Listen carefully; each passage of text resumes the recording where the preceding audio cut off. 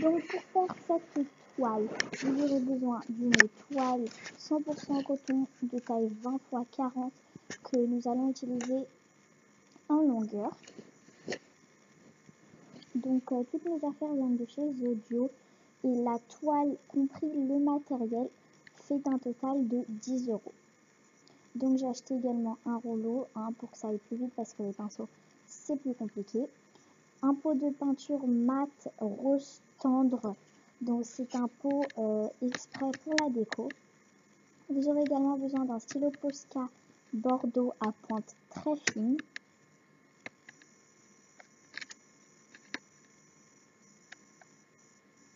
Et voilà.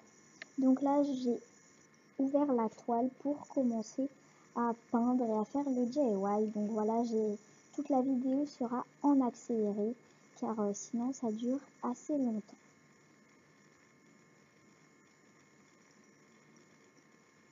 Donc voilà, une fois avoir ouvert la toile, j'essaye de pas l'abîmer, faut pas qu'elle soit tachée. Donc ces petits trucs en bois sont vendus avec la toile, ça sert à faire tenir la toile si vous ne l'accrochez pas à un mur. Donc c'est parti. Donc entre temps je suis allée chercher un gobelet que j'ai rempli d'eau et une assiette en carton où j'ai mis un petit peu de peinture pour commencer à peindre. Donc bien sûr trempez votre pinceau dans l'eau et surtout essorez-le beaucoup pour pas qu'il y ait beaucoup d'eau et pas beaucoup de peinture sur la toile. Et peignez en longueur parce que sinon ça va faire des traces si vous peignez n'importe comment en zigzag ou je ne sais comment. Donc là j'ai commencé à faire la première couche.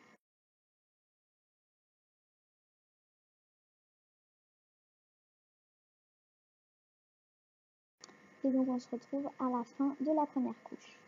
Donc là j'avais fini la première couche, j'avais fait que 2 côtés pour laisser sécher pour ensuite faire les 2 autres côtés et attaquer la deuxième couche. Donc bien sûr laisser sécher environ 1 heure, c'est très long, mais comme ça c'est bien sec et c'est plus prudent que de faire des traces. Donc on se retrouve 2 semaines après pour faire la deuxième partie, donc désolé si je ne suis pas habillée pareil. Donc pour la deuxième partie, vous aurez besoin de votre toile peinte avec les 2 couches, de votre pochoir Smile que j'ai fait à l'aide de Word. Donc j'ai marqué les lettres en très gros et que j'ai découpé à l'aide d'un cutter. Donc si vous êtes assez jeune, n'hésitez pas à demander de l'aide à vos parents car ça peut être très dangereux. Vous aurez besoin d'un crayon à papier ou d'un critérium, de votre taille crayon en fonction du crayon à papier que vous avez choisi, votre stylo Posca et une règle ou une équerre et gardez bien sûr les lettres que vous avez découpées au cas où votre pochoir se casserait. Donc ensuite, mesurez bien pour bien que le mot Smile soit au milieu, soit bien situé au milieu. Après avoir pris les mesures du mot Smile, je suis venue prendre mon masking tape pour venir fixer mon pochoir donc de tous les côtés. Donc n'hésitez pas à en mettre énormément, beaucoup, comme vous voulez. Mais je peux vous garantir que cette technique fonctionne pour pas que le pochoir bouge.